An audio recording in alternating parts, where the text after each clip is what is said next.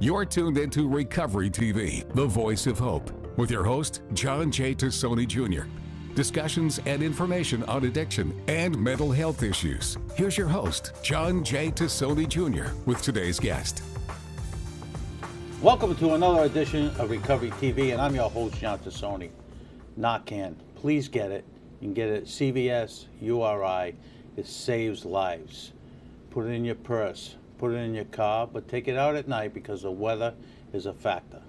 But my guest today is Mr. Gary Alexander, the former secretary of EOHHS, and now he's a healthcare consultant. So Gary, welcome and thank you for joining us today. Thank you. It's a pleasure, John. Give my viewers a little bit of background about Gary Alexander. Okay, thank you very much. I'm a resident of Smithfield, Rhode Island, a proud resident. I spent over 25 years in state government in 3 states, in Massachusetts, principally in Rhode Island, the bulk in Rhode Island, and then in Pennsylvania, running large public health systems like Medicaid and overseeing health and human services. After I left state government about a decade ago, I've been a healthcare consultant for governments at all levels. And private corporations and businesses. So that's what keeps me busy, John. I'm sure it does, especially in today's world with healthcare. That's right. Let me ask you a couple of questions. Sure. Obviously, you spent a lot of time here in Rhode Island. Yes. You went out in other states and saw what they were doing in other states. Sure. Are we any different than anybody else? If you look at Medicaid, for example, which is almost $1 trillion program in this country.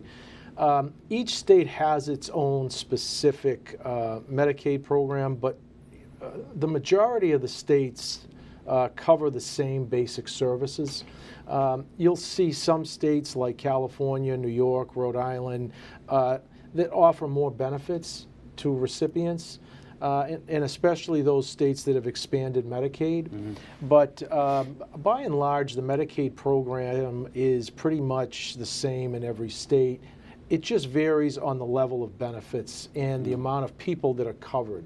So we do tend to cover more people in Rhode Island, Massachusetts, Connecticut than, let's say, southern states like Mississippi or Alabama. But the core program is the same. Why isn't it across the country the same blanket of benefits? It seems odd to me that one state would give you more benefits and another state would give you less benefits. Well, we're all in for the same pot of money. Right. I think it all goes back to when the program was founded in 1965 by President Johnson. This was thought of almost like a rider to Medicare. It really wasn't the primary focus of the legislation, and it was to sort of tie in disparate programs that each state was offering and federalize it to some extent. And as time went on, they knew that many people were either underinsured or uninsured, and they wanted to start to offer Medicaid to more populations. So the program was never really thought out the way Medicare was thought out, as having the same amount of benefits and the same payment structure almost regionally. It was done state by state, and states didn't all join in at once. So it was a piecemeal approach, and they've kept that piecemeal approach for the last 50 plus years, right? Now, I will say that in the 1980s, President Reagan had offered to the governors to take Medicaid over and basically run it alongside of Medicare. And at the time, the trade-off was, he said to the governors, you take cash assistance, the old aid to dependents, families to dependent children. You take that program over, and I'll take Medicaid. And at the time, the cash assistance program was an expensive program, and the governors balked at it. Now, looking back on it, it was probably the best trade-off that could have happened, because then to get back to your question, benefits would have been equalized among the states, and we wouldn't have this difference of eligibility, right? Some states offer more in terms of the federal poverty line than others, and what that creates is disparate treatment. So people can't move as freely around the country, and healthcare should be something that is afforded to everybody, right? Yeah, So, right. Let me ask you another question. When you were secretary, how many years were you secretary? I was the head of DHS and secretary for about 5 years. Okay. Did you see when you went in to when you left a huge increase in Medicare participants? Medicare participants? Yep. Yeah, there was, I wouldn't say it was a huge increase in the dually eligible you're talking about? Yeah. Or are you talking about Medicaid Well, recipients? let's do one at a time. Okay. So, yeah, there was probably about a 5 to 7% increase in Medicare recipients because the population was aging. Medicaid recipients, yes, because Medicaid has increased, as you know, exponentially, and now in Rhode Island we've got, I think, 34% of the state is covered by Medicaid, right? Right. So when I was there, it was probably somewhere around 26%, 27%. But every year we were gaining pretty much more recipients on the program because either businesses were, moving people off of healthcare, right, and then they go on to Medicaid, or people were losing jobs. The economy was bad in 2007, 2008. We remember with the housing crisis. Right. So a lot of people were moving on to Medicaid, and today, we've got 80 plus million people on Medicaid. It's the only source of health care people have, and it is the largest payer of mental health services, right? Right. So yeah, and also, you look at what you have now, and when you're at age 65, you're on you get from the state, you're put automatically on that plane. You're kicked off the health care. right, And now you're in a world of your own with Medicare. Right. And the deductibles are so much higher. And definitely. I look at it this way: as you age into the 65, 66, 67 area, Right. the amount of out of pocket, that's when people get in trouble. exactly. God forbid they get sick, it's even worse. Well, and they forego care or Right. their It's medication. food, utilities, Right. medication. Yeah, and know. there is a little bit of a difference between Medicaid and Medicare. Medicare is what I call an earned benefit. We all pay into Medicare expecting that we're going to be taken care of, like Social Security, right? And that's why when we hear these comments at the federal level about Medicare cuts or Social Security cuts, it really is bone-chilling because we all pay into it our whole lives, and then at the end of your life, before you're 60, something happens in Washington, right? And then they make a change. Medicaid is a little different in that it's an unearned benefit. Right. So I do think that there is some difference in the way we should be looking at that. To get back to your point about co-pays, we do need to do better for our seniors so that they're not falling Strapped. into that. Right. They're not falling strapped. We got to take a break, but I want to talk more about this when we come back because I get a lot of complaints from the seniors, and rightfully so, about out-of-pocket expenses. Okay, yeah. You're watching Recovery TV, and I'm your host, John Tassoni. We'll be right back with Gary Alexander after these messages. And now, back to Recovery TV with your host, John J. Tassoni Jr.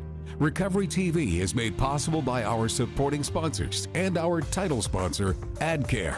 Now, here's John and today's guest. Welcome back to Recovery TV, and I'm your host, John Tassoni. Gary Alexander, former director of EOHHS, is in the house, and Gary is now a medical consultant. So welcome, Gary, and thank you for joining us again. Thank you very much, I want to get John. back to what we were talking about previously, and all these. It's almost like a perfect storm right now, whether it's from Washington all the way down to Rhode Island. People, Medicare, we have probably one of the highest elderly populations in the country. Now they want to make cuts to Medicare, Medicaid. Right. People are nervous.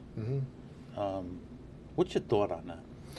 Yeah, I mean, anytime the government talks about cuts, and some of the things they're talking about in Washington now, fraud, waste, and abuse, and people get anxious because it's their benefit. And as we discussed earlier, Medicare is an earned benefit, Right. and Medicaid, although it's not an earned benefit, is relied upon by 80+ million people in this country, a lot of children. Mm-hmm. And so when they're talking about cuts at the federal level, then states automatically, assume that they're going to have to make those same reductions. And one of the things they're talking about in Medicaid is reducing the federal match for the Obamacare expansion population, which states receive a 90% federal match. So in other words, right now in Medicaid, if you spend $1, you receive 50 cents back from the federal government. That's simplifying it. Well, with the Affordable Care Act expansion, the states receive 90% of the funding from Washington. Mm-hmm. And now Washington is talking about lowering that to, say, 60%. Mm-hmm. So that would, in Rhode Island, that would mean, probably a $250 to $300 million reduction, Yeah. which would be absolutely catastrophic for the budget, right? Because there's no way to make that up, and you don't know that, having been a state senator, and you looked across all of the funding sources, you'll see that you can't make up 100 million, 200 million in revenue, right? So I think there's a lot of fear out there right now, but I do think that in the final analysis, I think it's going to be very difficult for Congress to make deep cuts, because I think as we've seen, a lot of these congressional congressmen and congresswomen are going back to their districts, and a lot of people are complaining about the potential cuts. I mean, when you have 61 million people in this country with mental health disease or mental health substance use disorder of whatever it is, say 40+ million people, or more, 50 million people, people are relying on public funds. Mm-hmm.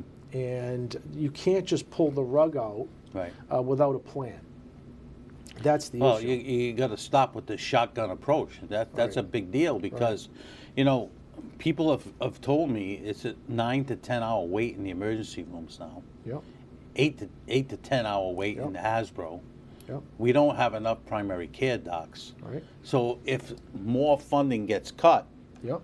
the problem is going to be worse. Yeah, and imagine what it's like in rural America. We don't experience that here in Rhode Island, right? Rural America, there's even more of a shortage for doctors, and we know in Rhode Island there's a shortage of psychiatrists, right? So in rural America, it's even exponentially worse. Right. So any kind of reduction like that has to be done carefully and with a plan. Otherwise, you can't make it up. And as I go around the country and speak to legislatures, unequivocally, even your conservative Republican legislators are very concerned about these reductions, because they're concerned about their rural hospitals, they're concerned about their urban hospitals, jobs are at stake, and that when you lose a job, what can happen? Right.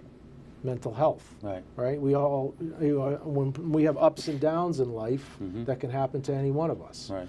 So we have to be very, very careful with how we proceed and how the government proceeds, and we need to keep, whoever the president or Congress is, in check.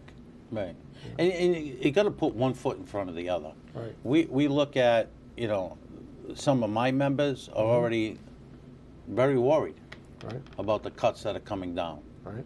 The layoffs that they may have to do, Right. the cuts that they may have to make, the services that they provide for people who can't afford it. Right.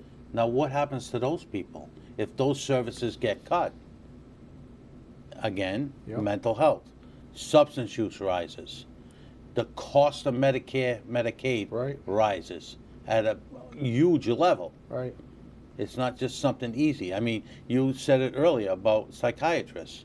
I mean, I'm hearing stories right now where you can't get a psychiatrist for 12 or 18 months. That's it. And how are these people going to survive? Right. How are these kids going Right. to survive without seeing a doc? It's just like a snowball effect, and it's coming down, and it's coming down at a rapid pace, almost like an avalanche. That's right. I'll use that as a. You know, somebody told me that apparently they laid off 100 probationary SAMHSA workers down in Washington, and these workers were working on various aspects of programs, and somehow some things came to a screeching halt. So, without a plan in place, you have to have a plan to make change. You Right. can't, you know, I don't begrudge anyone for wanting to make change, but it has to be done in a systematic way. You have to have stakeholders involved. Right. And It's just not with two people. Right. Everybody's going to be involved. right, you have to because it's all. I mean, public you money. know, as somebody who I worked did. at EOHHS That's right. with a budget. I know with the town right. budget, there's fat in every budget. Absolutely. You got to go after the fat. You just can't do a shotgun approach and start letting people go. Absolutely. You know, I mean, Yep. you and I both are doing our IRS tax returns. they're telling us now. You know, by the time you get your tax return in, it could be weeks, months before you get any money back. I don't get any money back. You don't get any money back. That's But you know what I'm saying? It's the people that Right. are underprivileged Right. that could use those dollars Yep. Yep. for food, utilities, or whatever. I mean, we created all of these programs, and there always has to be a plan. And I do think here, health care can be delivered in a more cost-effective manner. I'll just give you an example. So on Medicaid, we use managed care organizations. Right. There are other modes of managed care or care management, like direct primary care, for example, which is 20% cheaper, connects the doctors directly to the patients. The state would pay the catastrophic in the background, and you could save in Rhode Island probably $150, $200 million a year just on that, and the consumer, the patient, won't even know the difference. Right. Right. So we can be much more cost effective, John. Yeah. And the problem is everyone's entrenched. It's not. We always look to the recipients. I wanted to talk about Yeah. this when we come back because Okay. I got to take a break because I'm entrenched. Okay. You're watching Recovery TV, and I'm your host, Sean Tassoni. We'll be right back with Gary Alexander right after these messages. And now, back to Recovery TV with your host, John J. Tassoni Jr. Recovery TV is made possible by our supporting sponsors and our title sponsor, AdCare. Now, here's John and today's guest. Welcome back to Recovery TV, and I'm your host, Sean Tassoni. Gary Alexander is in the house, and Gary was a former director of EOHHS, secretary, and now has a private company, Alexander Group. So, Yeah. Gary, welcome. Thank you. Again, and thank you for joining us today. Pleasure. Good insight on what everyone's doing around the country, and I appreciate you coming and sharing it with me. Thank you. What do we do next? Well, we have to maintain, the programs we have. We have to become more cost effective because dollars are scarce, right? So we have to look at each of these programs, and we have to ask ourselves, are we bringing the best value for the taxpayers that are paying Right. these programs? So that's why I had mentioned earlier the direct primary care program, connecting doctors to patients, looking at ways in which we can prevent people from going into nursing homes.